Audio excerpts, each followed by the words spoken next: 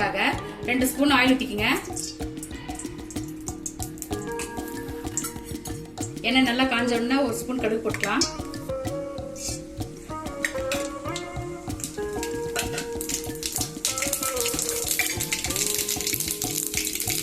கொஞ்சமா உளுந்து கடலை பருப்பு சேர்த்திக்கங்க. ஒரு வரமிளகாய், பொடியா நறுக்கி வச்ச பெரிய வெங்காயம்,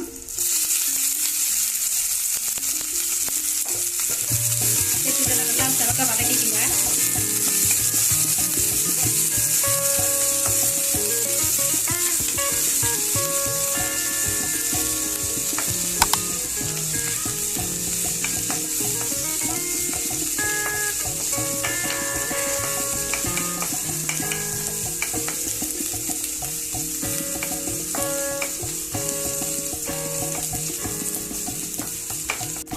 பாருங்க வெங்காயம் நல்லா பொரிஞ்சிருச்சு. இப்போ நான் பொடியை நறுக்கி வச்சிருக்க பப்பாயக்காய் இது கூட போட்டு நல்லா வதக்கிக்கலாங்க.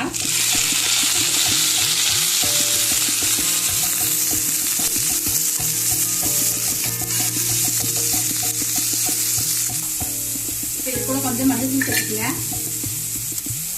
இந்த அளவுக்கு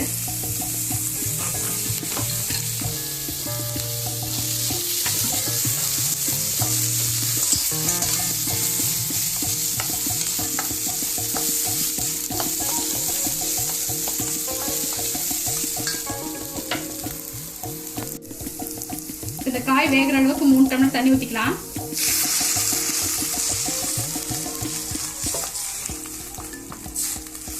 இப்போ இந்த பொருள் தேவையான உப்பு சேர்த்திக்குங்க.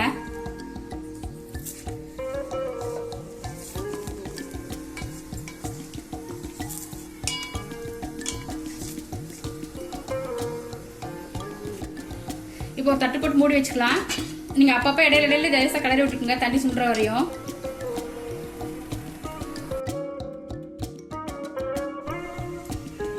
பாருங்க தண்ணி நல்லா சுண்டிருச்சு, காய் நல்லா வெந்துருச்சு. இப்போ நம்ம திருவி வச்ச தேங்காய் சேர்த்துக்குங்க கொஞ்சம்.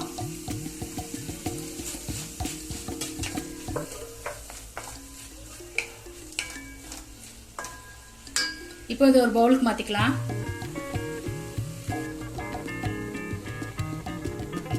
பாருங்க சுவையான பப்பாயக்காய் பொரியல் ரெடி ஆயிடுச்சு. இந்த பப்பாயக்காய் பொரியலை நீங்களும் உங்கள் வீட்டில் செஞ்சு பாருங்கள். செஞ்சு பார்த்துட்டு உங்களுக்கு பிடிச்சிருந்தா உங்கள் ஃபீட்பேக்ஸை மறக்காமல் எங்கள் கமெண்ட் செக்ஷனில் ஷேர் பண்ணுங்கள்.